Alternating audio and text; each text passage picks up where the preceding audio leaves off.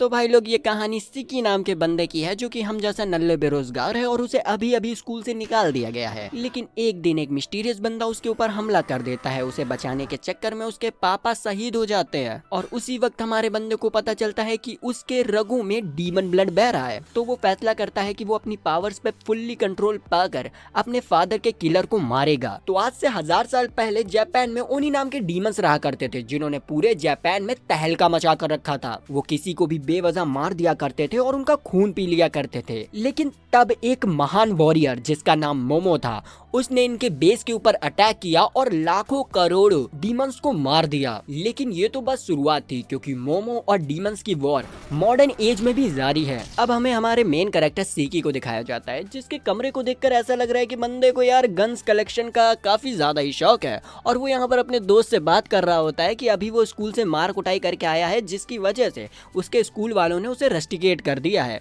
और इस पर हमारा बंदा काफी ज्यादा खुश भी लग रहा होता है, मतलब उसे घंटा पढ़ाई से कोई मतलब नहीं है। तभी उसका पापा शियोशी वहां आता है और उसके सर पे मारते हुए कहता है, क्यों बे लौंडे, तुझे स्कूल से क्यों निकाला गया? सिकी कहता है कि अरे बापू मन्ने अकेला छोड़ दे। जिस पर उसके पापा एक और बार उसे मारने की कोशिश करते हैं, लेकिन सिकी उसे आराम से डॉज कर लेता है। शियोशी सिकी की गन्स को देखकर कहता है कि ये यहाँ पर क्या कर रही है, क्योंकि असल में उन लोगों की एक वाइन शॉप है। जिस पर सिकी उसे टॉन्ट मारते हुए कहता है कि यहाँ की जगह तो सही है, वैसे भी वाइन शॉप ज्यादा अच्छी चल नहीं रही है, आपको उसे बंद कर देनी चाहिए। जिस पर शियोशी कहता है कि देखो ये कौन कह रहा है जिसे खुद अभी स्कूल से निकाला गया है। ये बात सिकी को बुरी लगती है और वो उन्हें ताना मारते हुए कहता है, मैं आप जैसा लूजर नहीं बनना चाहता हूँ, अच्छा हुआ मैं आपका सगा बेटा नहीं हूँ।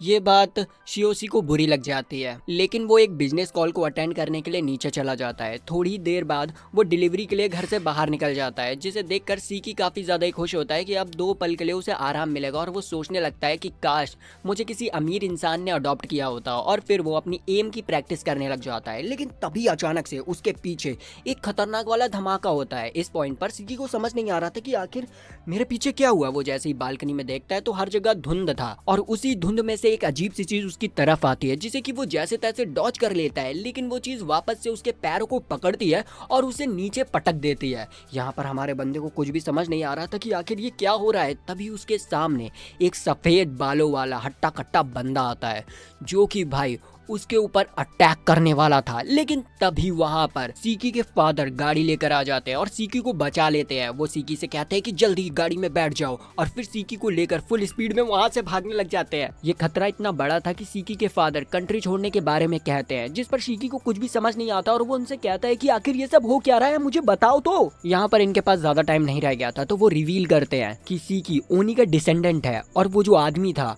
वो मोमोरो का डिसेंडेंट है, जो कि डीमन को मारना चाहता है, मतलब अपने सिकी को मारना चाहता है, इसीलिए वहां पर उनके पीछे पड़ा हुआ है। यहाँ पर सिकी कहता है कि ये क्या बकवास कर रहे हैं आप। तभी अचानक से उनके ऊपर वही यह बंदा अटैक कर देता है। पहले अटैक से सिकी के फादर जैसे तैसे बच जाते हैं, लेकिन दूसरे अटैक में वो अपने ब्लैक मिस्ट से पूरी कार को ढक लेता है, जिससे कि उन्हें कुछ भी नहीं दिखता है। वो जैसे तैसे कर एक अबेंडेंड वेयर हाउस के सामने अपनी गाड़ी रोकते हैं और तुरंत सिकी को बाहर निकालते हुए उससे कहते हैं कि जल्दी से छुपो। लेकिन तभी वो गाड़ी ब्लास्ट हो जाती है। फादर जैसे ही पीछे मुड़ते हैं तो सिकी वहां पर नहीं था, लेकिन आजू बाजू देखने पर उन्हें ब्लैक मिस्ट दिखती है, जो कि वेयर हाउस के अंदर जा रही थी। हम अंदर देखते हैं कि सिकी को एक बड़े से ब्लैक मिस्ट के वेब से बांध दिया गया था और उसके सामने ये बंदा था। उसका नाम समदारे था। समदारे सिकी से कहता है कि तुम्हारी रगों में जो डीमन ब्लड बहता है वो सबके लिए खतरा है, तो हमें इस खतरे को निकाल फेंकना होगा। माटेरो गैंग का यही काम है तुम जैसे लोगों को खत्म करना। तभी वहाँ पर सिकी के फादर आते हुए कहते हैं कि मोमोरो फेरी टेल सच है। हजारों सालों से ओनी और मोमोरो डिसेंडेंट्स माटोरो गैंग के साथ मिलकर लड़ाई कर रही है। ये सारी बातें सिकी को समझ नहीं आ रही थी। समदारे यहाँ पर 2 तलवारें बनाता है। उसे देखते हुए सिकी के फादर भी अपनी पावर्स का यूज कर एक स्वॉर्ड बनाते हैं। ये देखकर सिकी हैरान था कि उसके फादर के पास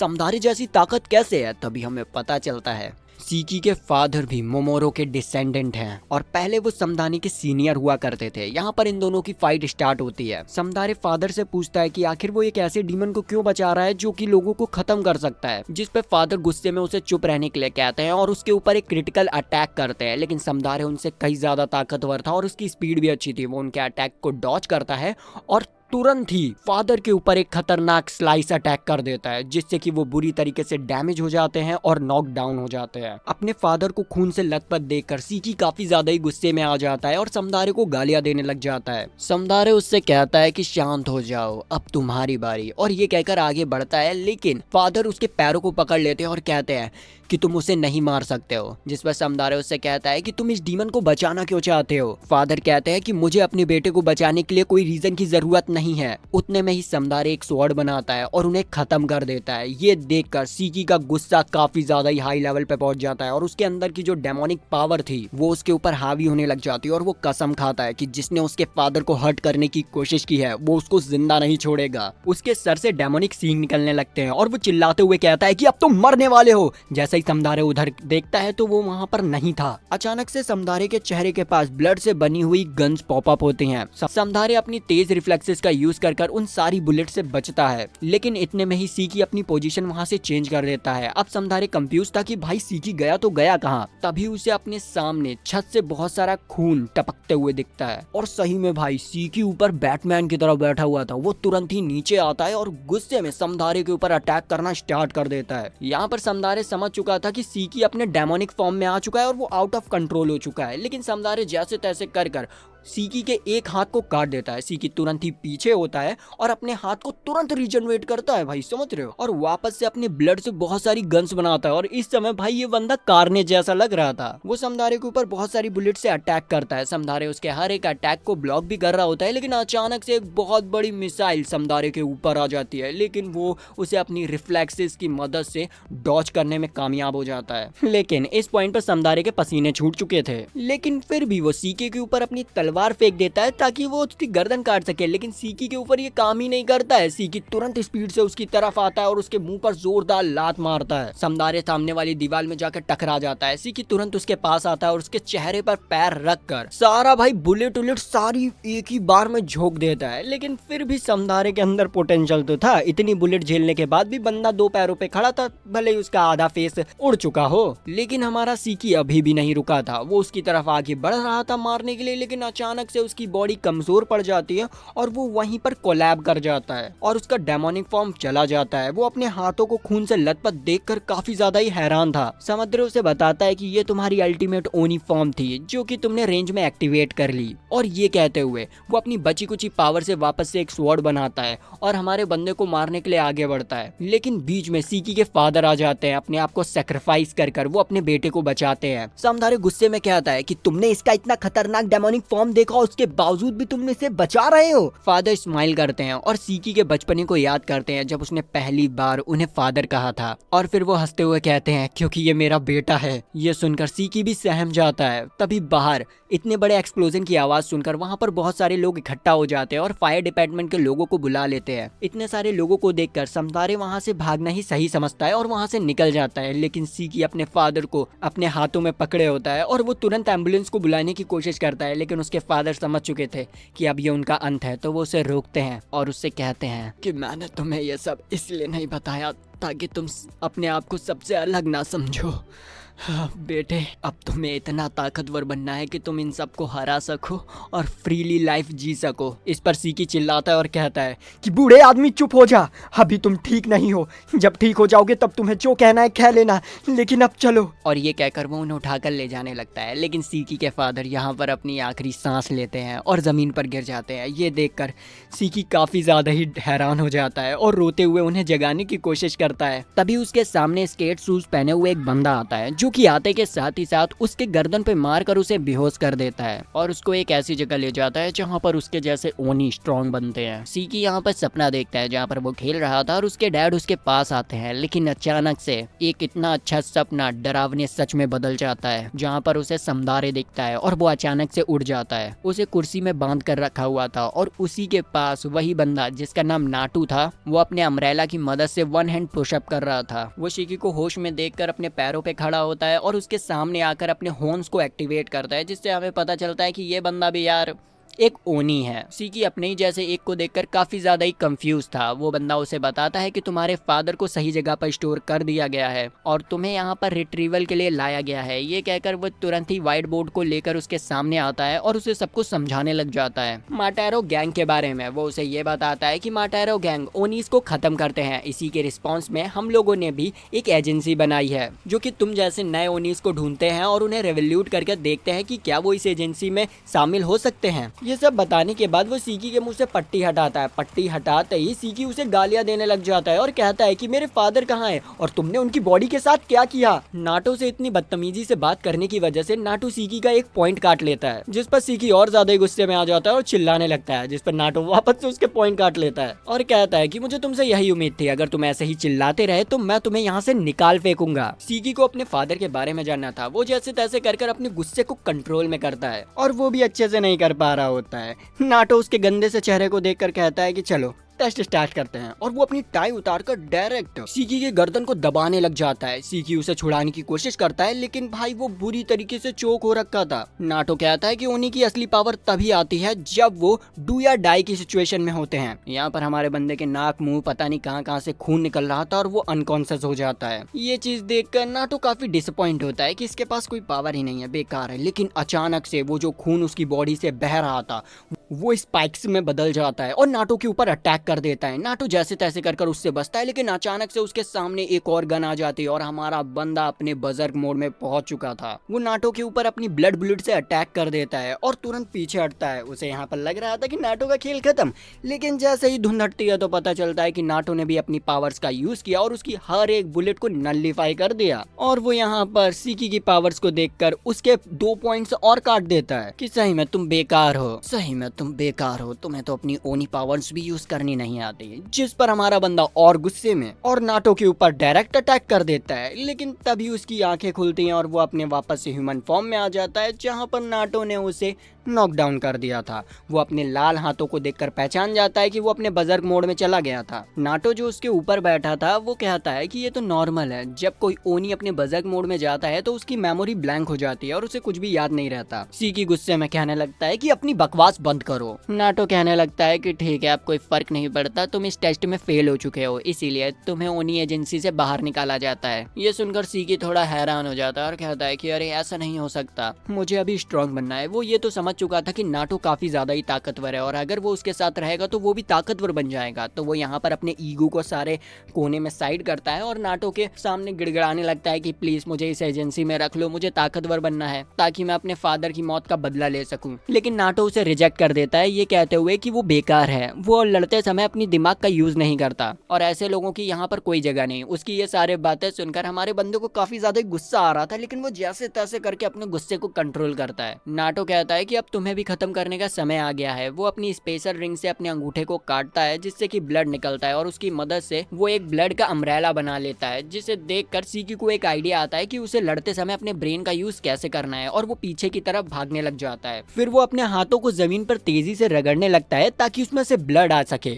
और नाटो की तरफ अटैक करने के लिए बढ़ता है। नाटो अपनी अम्ब्रेला को शील्ड की तरह यूज करता है और उसमें बहुत सारे कांटे ले आता है, लेकिन हमारा बंदा उन्हीं कांटों का यूज करके हवा में उछलता है और नाटो के मुंह पर एक बुलेट बनाकर शूट कर देता है। इस पॉइंट पर उसे लग रहा था कि उसने नाटो को डिफीट कर दिया है, लेकिन हम देखते हैं कि नाटो ने अपनी 2 उंगलियों से उसकी बुलेट को रोक लिया था और इधर यहाँ पर सीकी ये सब देखकर आउट ऑफ कंट्रोल होने लग जाता है, मतलब अपने हाफ बजर्क मोड में जाने लग जाता है, जिसे देखकर नाटो कहता है कि अब तो तुम्हें खत्म करना ही होगा और ये कहकर अल्टीमेट पावर का यूज कर एक आर्चर बनाता है सीकी को खत्म करने के लिए। लेकिन वो देखता है कि सीकी अपने बजर्क मोड को कंप्रेस कर रहा है और वापस से नॉर्मल हो रहा है, क्योंकि कोई और ओनी ये नहीं कर सकता है। नाटो अपने अल्टीमेट मूव को रोकता है और सीकी से पूछता है कि आखिर तुमने अपने बजर्क मोड को कैसे कंट्रोल किया। यहाँ पर सीकी काफी ज्यादा ही कमजोर हो चुका था तो जमीन पर पड़ा था, लेकिन फिर भी वो उससे कहता है पहले आप मुझे अपना स्टूडेंट बनाइए, उसके बाद मैं आपको सब कुछ बता दूंगा। जिस पर नाटो कहता है कि ठीक है, मैं इस बारे में सोचूंगा। सीकी कहता है कि मैंने बस तुम्हें कॉपी किया, जब तुमने अपनी रिंग की मदद से अपने ब्लड को बाहर निकाला तो मुझे एक आइडिया आया और मैंने उसी आइडिया का यूज कर दिमाग में सोचा कि मुझे एक वेपन क्रिएट करना है और हो गया फिर। नाटो को ये चीज थोड़ी बकवास लगती है कि आखिर ऐसे कैसे हो सकता है, क्योंकि जो गुस्से वाले लोग होते हैं उन्हें अपना ब्लड कंट्रोल करने में काफी प्रॉब्लम होती है। लेकिन हमारा सीकी काफी अलग है, क्योंकि यार वो मेन कैरेक्टर है। सीकी कहता है कि तुम जो सिखाओगे मैं वो सीख लूंगा। ये सुनकर नाटो उसके पास आता है और अपने हाथों में एक स्पीयर बनाकर उसके ऊपर अटैक कर देता है। लेकिन हम देखते हैं वो अटैक उस पर लगता नहीं है और नाटो उसे स्टूडेंट बनाने के लिए राजी हो जाता है और वो उसे बताता है कि वो इस समय एक आइलैंड पे है जिसका नाम हेल्स दोस स्टेप्स है और यहीं पर ओनिस को ट्रेन करने के लिए रात्सत्सु अकेडमी बनाई गई है और आज से मैं तुम्हारा होमरूम टीचर हूँ। ये सुनकर सीकी हैरान हो जाता है, जिस पर वो उसके मुंह पर मारता है और कहता है कि चलो अब तुम्हारा काम स्टार्ट हुआ। फिर हम थोड़ी देर बाद देखते हैं कि सीकी अपना अकेडमी का यूनिफॉर्म पहन लेता है और नाटो उसे बताता है कि तुम यहाँ पर अकेले नहीं हो जो कि इस टेस्ट को पास कर पाए हो, तुम्हारे क्लासमेट्स भी हैं। वो उसे क्लासरूम के बाहर ले जाता है जहाँ पर हमारा बंदा सोच रहा होता है कि अब मैं कैसे अपनी फर्स्ट एंट्री मारूंगा क्लास पे। लेकिन तभी नाटो उसके पिछवाड़े पे एक लात मारता है और उसकी इस तरीके से एंट्री होती है और उसके मुंह से खून निकलने लग जाता है, जिस पर वो एक बंदे से टिश्यू पेपर भी मांगता है। लेकिन वो कहता है कि भाड़ में जाओ। इस बंदे का नाम जिन है और आपको इसके बिहेवियर से ही पता चल रहा होगा कि ये बंदा कैसा होने वाला है। सीकी जिन पर हंसते हुए कहता है कि तुम तो बच्चे हो, तुम्हारे तो अभी हॉर्न्स भी नहीं आए। जिस पर जिन अपने हॉर्न्स को एक्टिवेट करते हुए कहता है कि सही में तुम बेवकूफ हो। यहाँ पर हमें कुछ और स्टूडेंट्स को दिखाया जाता है जो कि थे इकारी, हुमारे, रोकुरो, यूसुबुरे, सादानामी। यहाँ पर सीकी जिन की सीट पर खड़ा हो जाता है और उससे कहता है कि तुम बहुत एटीट्यूड दिखा रहे हो। तभी अचानक से नाटो उन दोनों के पीछे आ जाता है और कहता है कि शांति से यहाँ पर बैठे रहो। फिर नाटो उन सभी से कहता है कि चलो आज की क्लास को थोड़ा इंटरेस्टिंग बनाया जाए, पकड़म पकड़ाई खेलते हैं। इस पर सीकी कहता है कि क्या। फिर हम देखते हैं कि वो लोग अकेडमी से बाहर आ जाते हैं जहाँ पर नाटो के पास 2 बॉल थी जिन्हें कि वो आसमान में अलग अलग जगह पर फेंक देता है और फिर उन लोगों को रूल्स बताता है, तुम लोगों को इन बॉल्स को ढूंढकर 1 घंटे के अंदर अंदर अकेडमी तक पहुंचना है और मैं तुम लोगों को ऐसा करने से रोकूंगा और अगर तुम लोग 1 घंटे के अंदर नहीं पहुंच पाते हो तो तुम्हें अकेडमी से निकाल दिया जाएगा। नाटो ने यह भी बताता है कि वो इस टेस्ट में अपनी पावर्स का यूज नहीं करेगा। ये सुनकर सभी लोग काफी एक्साइटेड होते हैं, लेकिन नाटो देखता है कि हमारा सीकी काफी ज्यादा ही नर्वस होता है क्योंकि वो अपनी पावर्स को अभी भी अच्छे तरीके से यूज नहीं कर पाता है। नाटो यहाँ पर इन सभी को टीम में डिवाइड कर देता है ताकि ये लोग इजीली टेस्ट को पास कर सके। पहली टीम जिन, हुमारे और सीकी की थी, दूसरी टीम सादनामे और रूकोरू और तीसरी टीम इकारी और यूसुरुबे की थी। लेकिन हमारा सीकी कहता है कि भाई मैं इस जिन के साथ टीम अप नहीं करूंगा। नाटो कहता है कि ठीक है अकेडमी से निकल जाओ। इस पर जिन शांत हो जाता है। हुमारे सीकी को अपना इंट्रोडक्शन देने लगती है। ये देखकर सीकी थोड़ा हैरान था क्योंकि पहली बार कोई लड़की उससे बात कर रही थी। तो हमारा बंदा एक्साइटेड होकर उससे कहता है कि चिंता मत करो, हम दोनों गेम को जीतेंगे। फिर हमारे जिन को अपना इंट्रोडक्शन देती है, लेकिन हमारा एटीट्यूड बंदा उस पर ध्यान ही नहीं देता, टोटल इग्नोर, जिस पर हमारे को बुरा लगता है और वो रोने लग जाती है। इस चीज को देखकर सीकी जिन से कहता है कि तुम कितने बुरे हो, उस बेचारी लड़की को रुला दिया और उससे कहता है कि रो मत, तुम बहुत क्यूट हो, रोते हुए तुम अच्छी नहीं लगती। जिस पर हमारे ब्लश करने लग जाती है और सीकी वापस से जिन पर चिल्लाने लग जाता है। जिन कहता है कि क्या तुम अपनी ये बचकानी हरकतें बंद करोगे। तभी नाटो टेस्ट स्टार्ट कर देता है और सबसे पहले जिन वहां से जाता है। उसी के पीछे सीकी भी भागने लग जाता है। भागते हुए जिन को नाटो की एक बात याद आती है। उसने कहा था कि अगर किसी ने मुझे टच भी कर लिया तो मैं उसे डायरेक्ट ग्रेजुएट कर दूंगा। तो वो डिसाइड करता है कि वो सबसे पहले नाटो को अपना टारगेट बनाएगा, लेकिन इतने में ही पीछे से सीकी उसके ऊपर अटैक कर देता है। जिन बचता है और कहता है कि आखिर ये क्या कर रहे हो तुम। सीकी कहता है कि मैं बस प्रूफ करना चाहता हूँ कि मैं तुमसे ज्यादा ताकतवर हूँ, इसीलिए लड़ो मुझसे। तो जिन भी अपने मास्क को हटाता है और भाई उसकी पूरी बॉडी में कट्स लगे होते हैं बहुत बुरी तरीके से। ये देखकर सीकी कहता है कि सिर्फ कमजोर लोग अपने पुराने घाव को दिखाते हैं, क्या तुम कमजोर हो। जिन अपनी ब्लड डीमन आर्ट को एक्टिवेट करते हुए कहता है कि अभी दिखाता हूँ और भाई अपने हाथों में 2 चैनसोस क्रिएट कर लेता है। ये देखकर हमारे बंदे की फट जाती है क्योंकि उसका खुद कंट्रोल नहीं होता ब्लड और इसने कंट्रोल कर लिया।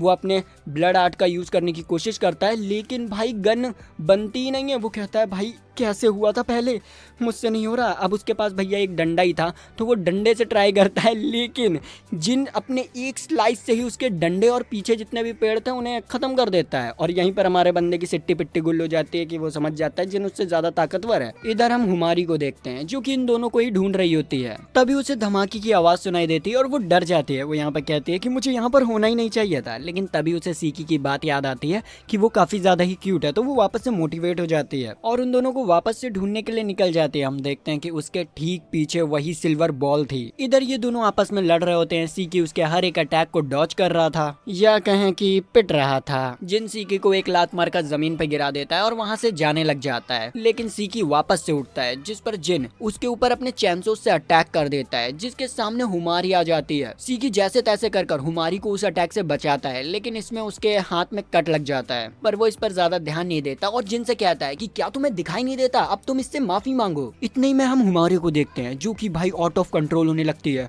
और वो कहती है कि मैं कमजोर हूँ, इसीलिए मैं तुम्हारी मदद नहीं कर पाई, ये सब मेरी वजह से हो रहा है। और ऐसे ही कहते हुए उसकी नाक में से ब्लड निकलने लगता है और वो धीरे धीरे आउट ऑफ कंट्रोल होकर उसका ब्लड एक बहुत बड़े टाइटन में बदल जाता है। ये देखकर इन दोनों की ही फट जाती है और हुमारी उनसे कहती है कि जल्दी से यहाँ से भाग जाओ वरना ये तुम्हें मार देगा। उसके ये कहते ही वो फीमेल टाइटन उनके ऊपर अटैक कर देती है। जिन हवा में उछलता है और टाइटन के ऊपर चैनसो से अटैक करता है, लेकिन उसके अटैक का असर उस टाइटन पे होता ही नहीं है। सीकी यहाँ पर हुमारी से कहता है कि इसे कंट्रोल करने की कोशिश करो, लेकिन हुमारी कहती है कि मैं कुछ भी नहीं कर सकती और हैवी ब्लड लॉस की वजह से वहीं पर कोलैब कर जाती है। सीकी हुमारी को बचाने के लिए आगे बढ़ता है, लेकिन वो टाइटन उसे चारों तरफ से प्रोटेक्ट कर रही होती है और सीकी को रोकने के लिए वो उसके ऊपर ब्लड अटैक करती है, जिसे कि जिन तो भैया पत्थर के पीछे छुपकर बच जाता है, लेकिन हमारा बंदा उसे डायरेक्ट अपनी बॉडी पर लेता है, जिसकी वजह से उसे काफी ज्यादा ही इंजरी होती है। यहाँ पर हुमारी उस टाइटन से कहती है कि प्लीज सिस्टर रुक जाइए। ये सुनकर सीकी थोड़ा कंफ्यूज था कि क्या सिस्टर। हुमारी उससे वापस से कहती है कि यहाँ से भाग जाओ, लेकिन इस बार सीकी कहता है कि मैं तुम्हें ऐसे ही मरने नहीं दूंगा,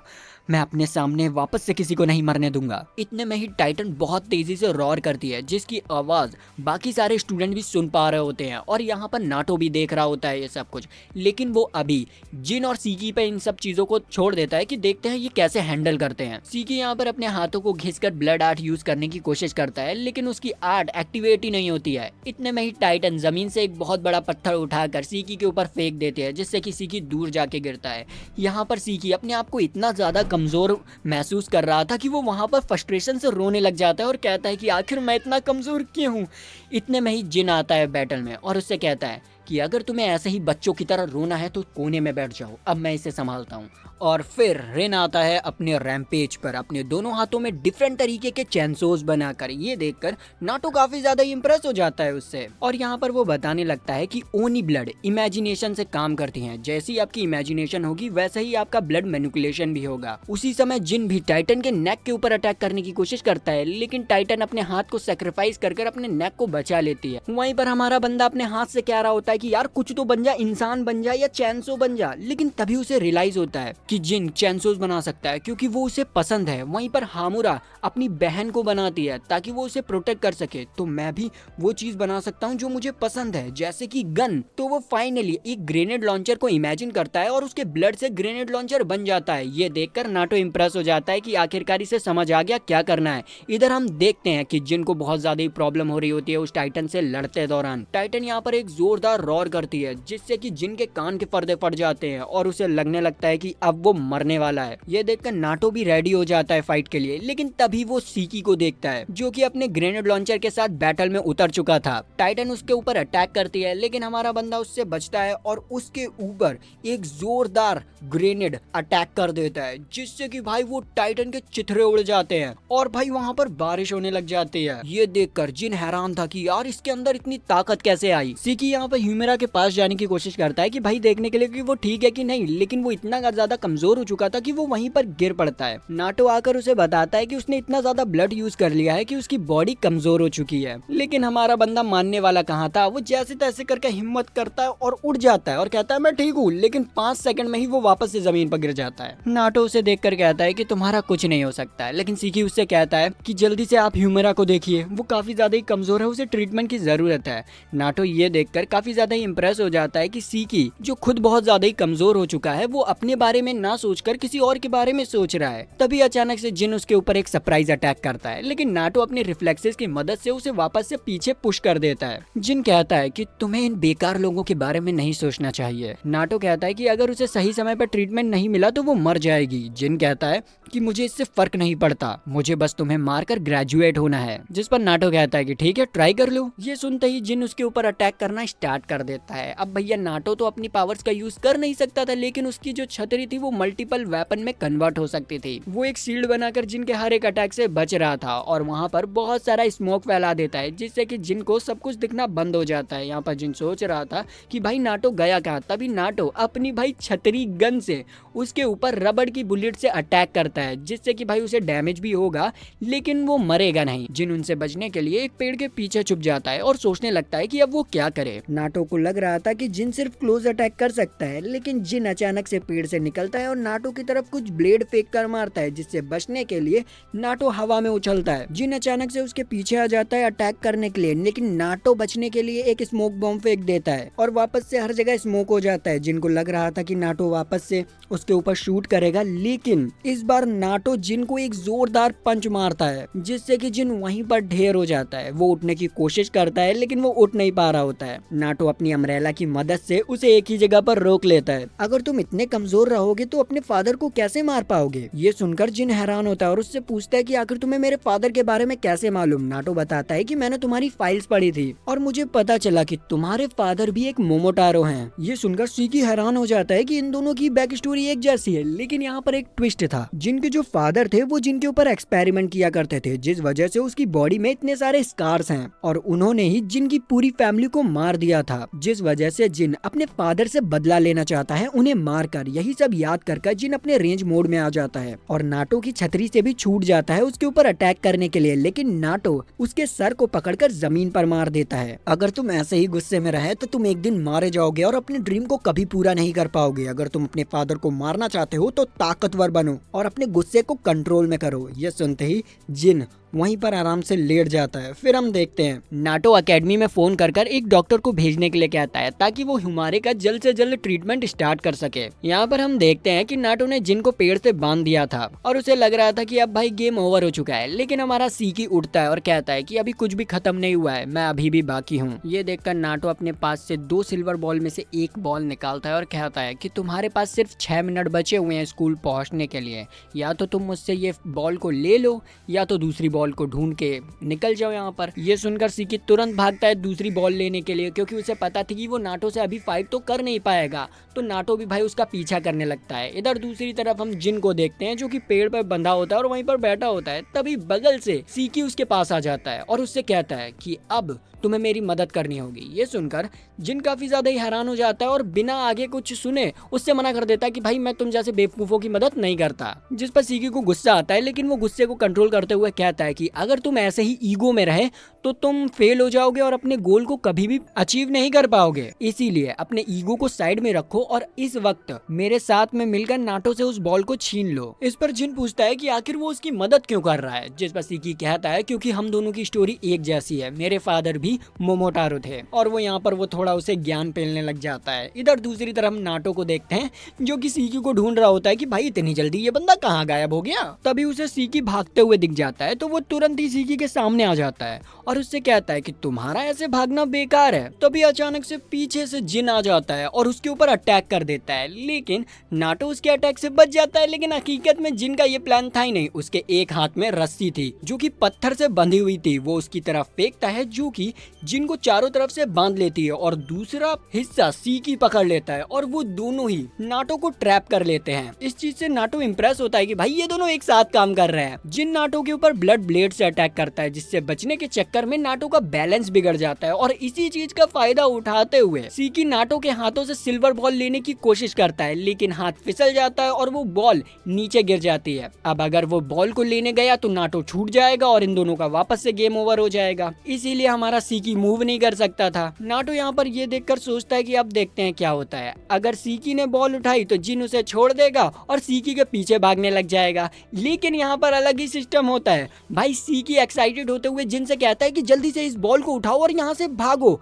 जिन ऐसा ही करता है और बॉल उठाकर वहां से भागने लग जाता है। हमारा बंदा अपने ही में खुश हो रहा है कि वाह अब हम जीत गए, लेकिन तभी नाटो उससे कहता है कि सही में तुम बेवकूफ हो, तुम्हारे पास अच्छा मौका था, इस बॉल को लेकर जा सकते थे, लेकिन तुमने उसे भेज दिया। ये सुनकर हमारे बंदे को रियलाइज होता है कि सही में उसने बेवकूफी कर दी है और वो रोने लग जाता है। इधर हम जिन को देखते हैं जो कि आराम से भागते हुए जा रहा था और भाई जीत भी जाता है, लेकिन तभी उसे एहसास होता है कि भाई सीकी ने उसकी मदद की थी तो वो उसे ऐसा तो अकेले नहीं छोड़ सकता है। तो वो वापस से मुड़ता है और सी की तरफ भागने लग जाता है। सीकी देखता है कि यार ये वापस आ रहा है, तो वो उससे कहता है कि यार ये तू क्या कर रहा है, वापस क्यों आ रहा है। जिस पर जिन उससे कहने लगता है कि अपनी बकवास बंद करो, तुमने मेरी मदद की थी इसीलिए तुम्हें जाना चाहिए, और वो उसके हाथ में सिल्वर बॉल पकड़ा देता है। तभी एक बहुत फास्ट मूकू नाम का मॉन्स्टर आता है, जिसे देखते ही नाटो पूरे टेस्ट को ही रोक देता है, क्योंकि मूकू एक बहुत फास्ट मैसेंजर पेट है जिसका यूज तभी किया जाता है जब कोई खतरनाक इमरजेंसी होती है। उसे पता चलता है कि काइडो ब्रांच में कुछ मोमोटारोस ने हमला कर दिया है और उन्हें बैकअप की जरूरत है। इधर दूसरी तरफ हम बाकी स्टूडेंट्स को देखते हैं जो कि सीकी और नाटो का इंतजार कर रहे होते हैं। वहाँ पर